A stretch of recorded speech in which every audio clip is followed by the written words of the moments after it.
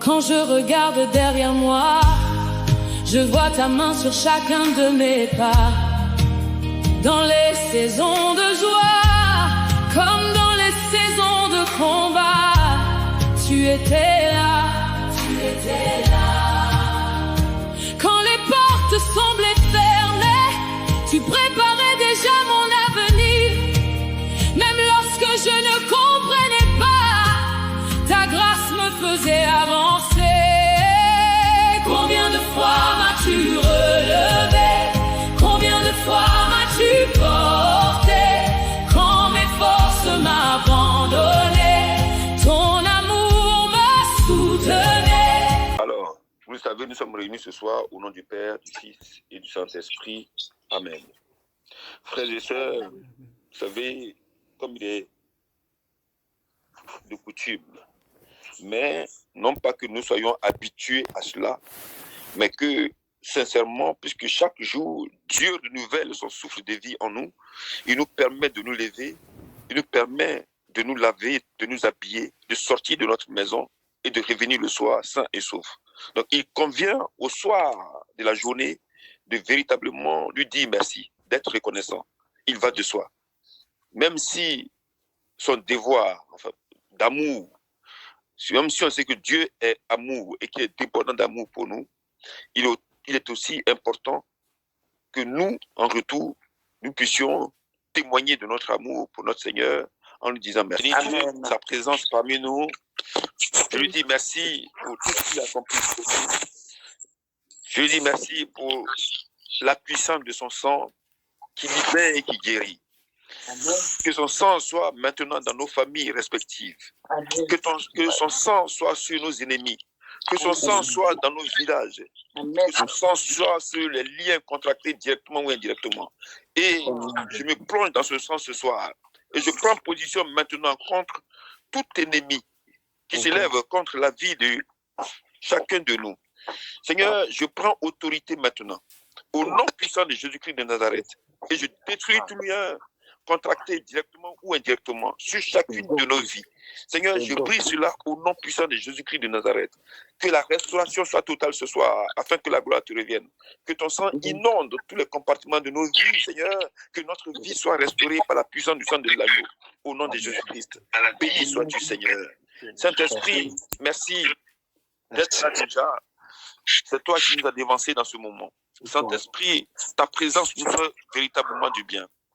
Saint-Esprit, tu es déjà à l'heure. Avant même que nous n'ouvrions la bouche, Saint-Esprit, c'est toi qui nous as dévancés dans les cœurs. Ce soir, Saint-Esprit, prends le contrôle. Que toute blessure, que toute énigme soit enlevée ce soir au nom puissant de Jésus-Christ.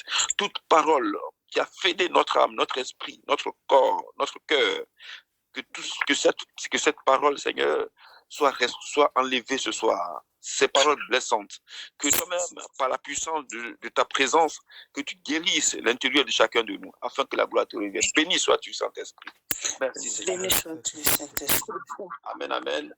Amen. Voilà, frères et sœurs, c'est une joie, comme je le disais, de nous retrouver pour parler de la guérison intérieure. Alors donc, dans le psaume 147, au verset 3, je lis tout le psaume.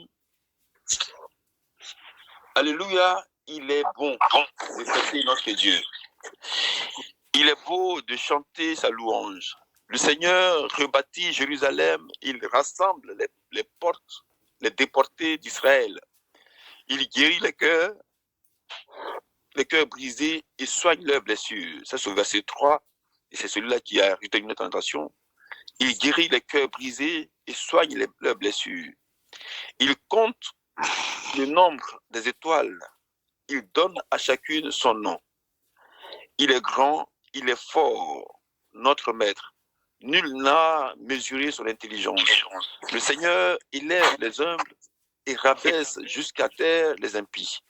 Entonnez pour le Seigneur l'action de grâce, jouez pour notre Dieu sur la cithare.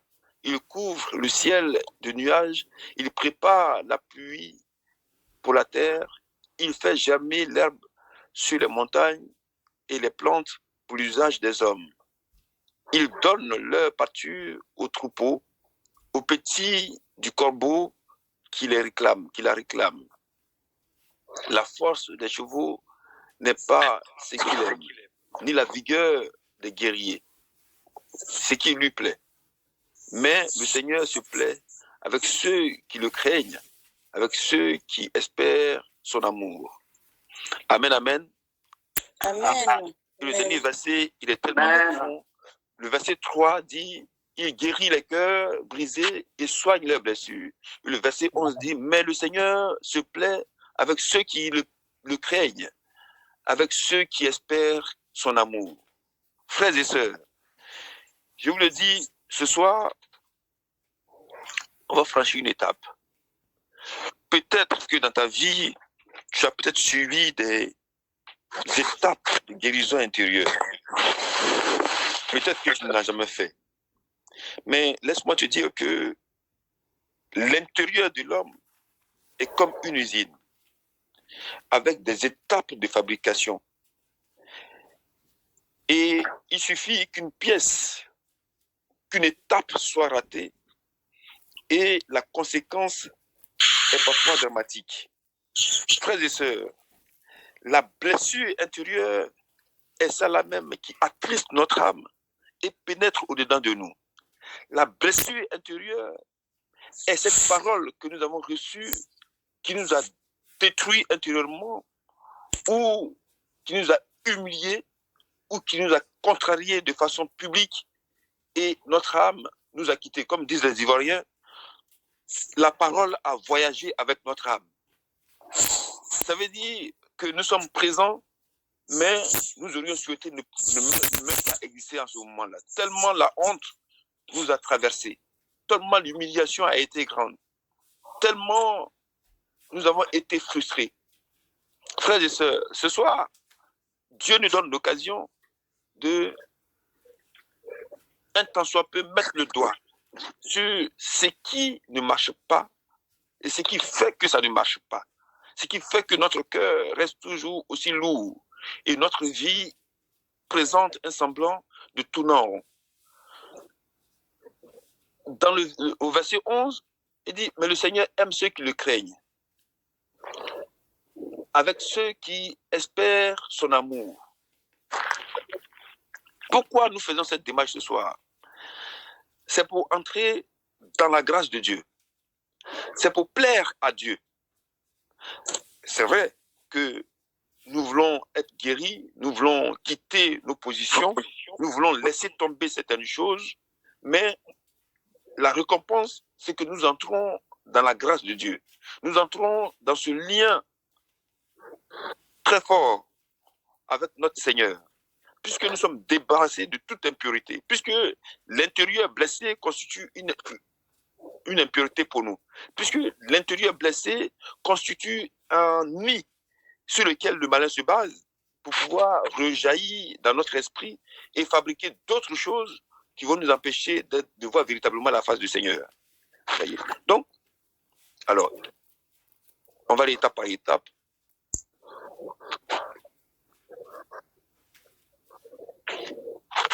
Vous avez bien compris, je suis aux origines de blessures intérieures.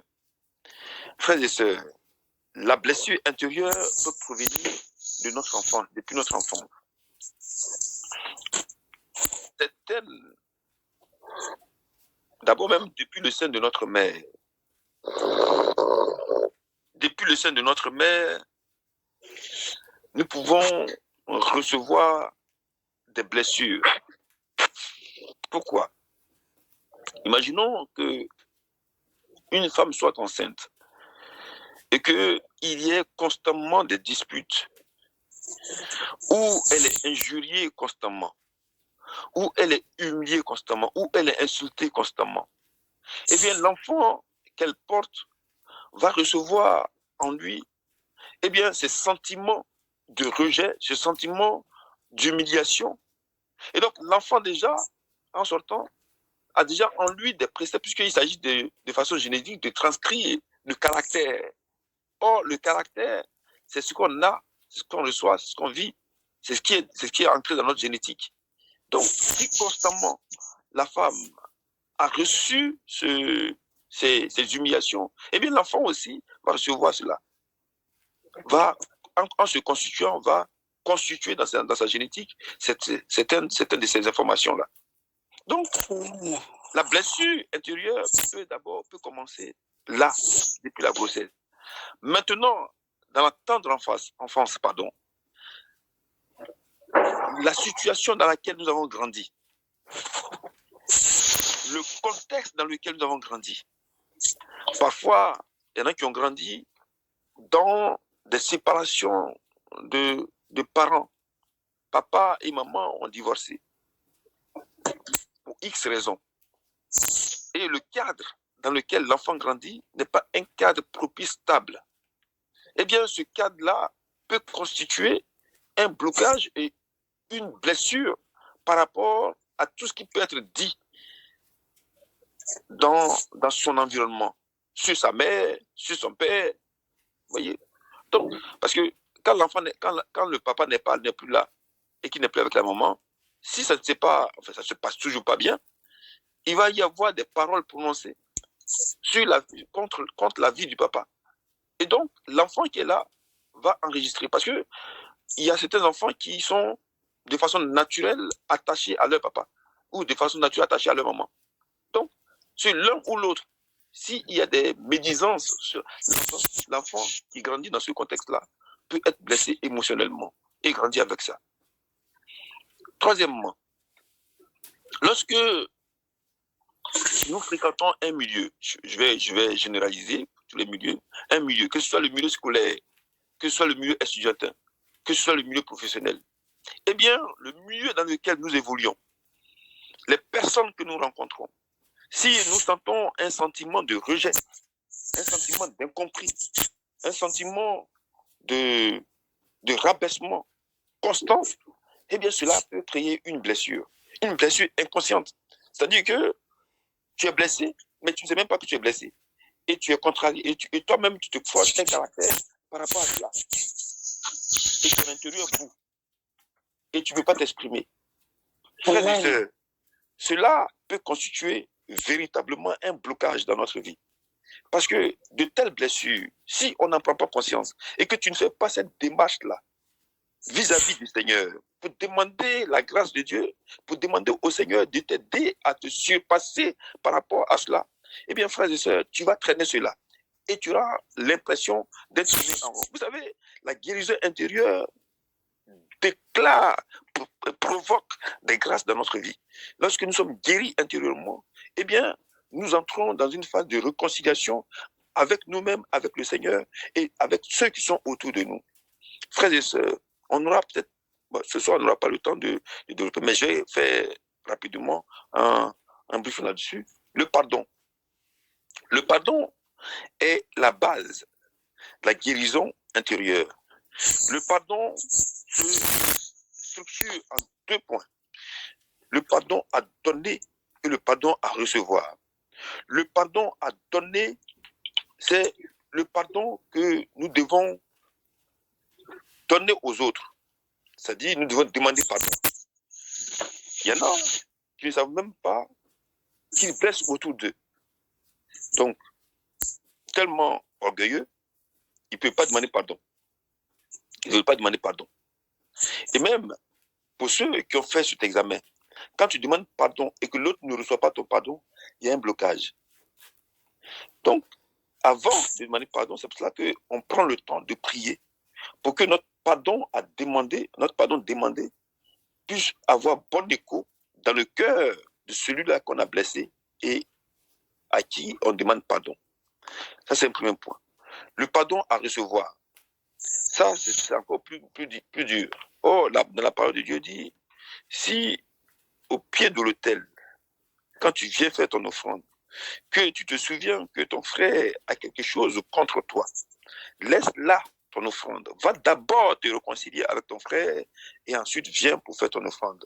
Cette offrande-là aura bon goût aux yeux de Dieu. Donc, le pardon à recevoir. Quand on est frustré, quand on est blessé, c'est que l'autre prend conscience du fait de cette humiliation et vient demander pardon. Parfois, on n'est pas prêt à recevoir le pardon. Tellement nous sommes comment dire ça, touché, blessé. Tellement notre humiliation pour nous a été très grande. On n'a pas envie de recevoir ce pardon. Mais sache-le, refuser le pardon que ton frère ou ta soeur vient te donner, vient te demander, fais attention. Parce que si tu vois infâme, sur la croix, Dieu a repris toutes nos fautes. Dieu a repris toutes nos imperfections. Dieu a repris tout ce qui pouvait être, tout ce qui pouvait constituer comme blocage dans notre vie. Donc, et ce Dieu qui a repris tout cela, c'est pas n'importe qui. C'est celui-là même qui a fait le ciel et la terre et qui est descendu par le Verbe qui s'est fait chair en Marie. Pourquoi? Pour réconcilier le monde avec nous. Donc, frères et sœurs, c'est très profond ce que je suis en train de dire spirituellement. Il faut veiller à ce que dans ton cœur, il n'y ait aucun point d'ombre par rapport aux relationnels qui sont autour de toi. Il faut veiller à ce qu'il n'y ait aucun point d'ombre. C'est pourquoi ce soir, je t'exhorte vivement que si tu te souviens que quelqu'un a quelque chose contre toi, ta mission première avant que l'année se termine, c'est de prier, de jeûner pour que cette relation soit restaurée. Pour que cette relation soit restaurée. Parfois, dans les familles, il y a des blessures qu'on ne laisse pas tomber. Et on en arrive même parfois à construire des murs et des murs et des murs et des murs de méfiance. Un chrétien n'est pas dans cette stratégie. Il est celui qui s'élève au-delà des murs et qui brise les murs dans la prière, dans la méditation. Un chrétien, c'est celui qui œuvre pour la paix autour de soi. Quand tu te rends compte que deux frères ou deux sœurs sont en déphasage, c'est à toi de prier et de faire en sorte que leur cœur soit uni. Frères et sœurs, je vais rapidement parler des étapes que j'ai vues rapidement, que j'ai lues. 4 étapes pour prendre conscience de sa blessure. On va prendre l'exemple du caillou. C'est un passage que j'ai vu, que j'ai lu et qui me semble beaucoup plus intéressant et qui parle à notre cœur. On dit, tu as un caillou dans la chaussure, mais il ne te dérange pas suffisamment. Donc, tu ne remarques pas. Tu arrives à marcher quand même sans conscience particulière de l'inconfort. Donc ça, c'est l'inconscience bienveillante. C'est-à-dire que tu as un problème, tu es blessé, mais tu dis, bon, c'est rien, et puis tu continues. C'est l'inconscience bienveillante. La deuxième étape, c'est l'inconfort naissant. Tu commences à sentir un inconfort dans ta chaussure. Tu te plains, mais tu ne sais pas d'où ça vient. Cette étape de guérison intérieure se caractérise par une prise de conscience progressive, que quelque chose perturbe ton harmonie intérieure. Tu arrives à marcher tant bien que mal. Ça, c'est l'inconfort naissant. Et il y a la conscience avec résistance. L'inconfort commence à être gênant. Tu décides de regarder et tu prends conscience du caillou. Mais tu ne veux pas arrêter parce que tu te dis que tu n'as pas le temps dans cette étape du chemin de guérison. Tu résistes encore au changement nécessaire. Tu te dis que ça va aller. Et tu fais plein de choses pour soulager l'inconfort et des symptômes, sauf retirer le caillou. Tu avances difficilement. Voilà. Ça, c'est la troisième étape. Je vais m'arrêter là. Ça dit que tu sais qu'il y a quelque chose qui ne va pas dans ta famille, dans ton cœur. Il y a quelque chose qui ne va pas. Mais malgré ça, tu fais beaucoup de choses dans l'église. On dit que tu es là.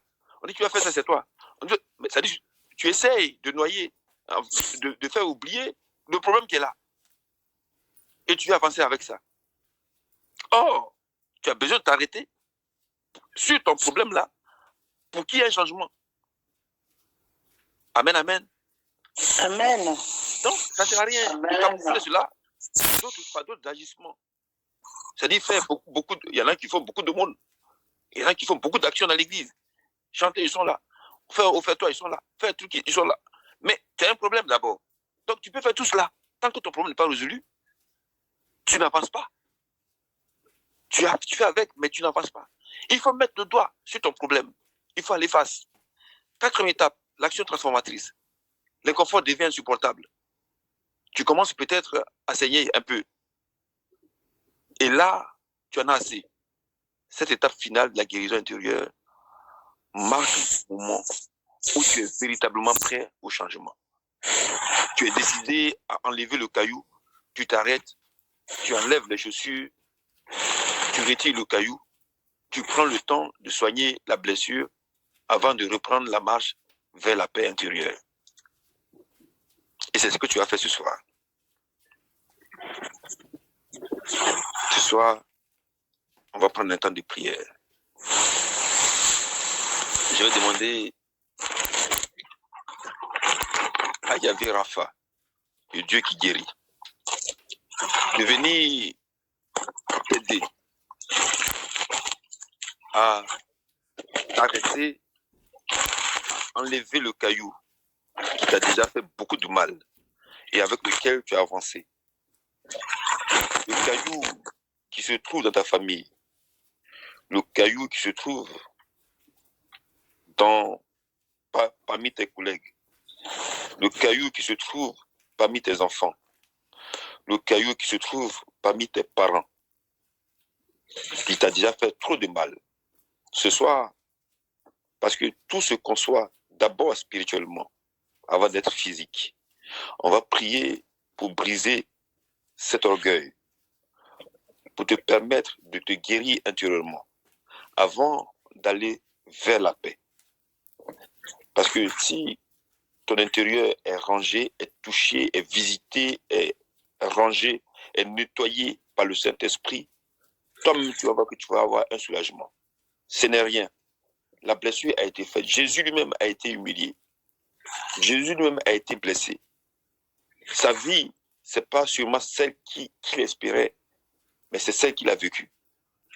Et ta vie ce soir, ce n'est pas probablement celle que tu espérais, mais c'est ta vie. Et le Saint-Esprit, qui te connaît mieux que quiconque, désire te visiter ce soir et t'aider à remonter. On va prier, demander au Saint-Esprit de descendre dans l'abîme, de descendre dans notre cœur ce soir et de nous aider à guérir. Et après ça, je vais faire la prière totale. Amen. On va ouvrir les micros ensemble. On va prier. Simplement, tu demandes au Saint-Esprit, si pendant que je parlais, quelque chose t'est venu en tête, une image, une relation, une parole, une situation t'est venue en tête, eh bien, tu vas demander au Saint-Esprit que vraiment qu'il t'aide face à cette situation, face à ce mur, face à cette incompréhension, face à cette déchirure, face à cette maladie intérieure, face à ce relationnel qui s'est détruit. Amen. Quand je regarde derrière moi, je vois ta main sur chacun de mes pas. Dans les saisons de joie, comme dans les saisons de combat, tu étais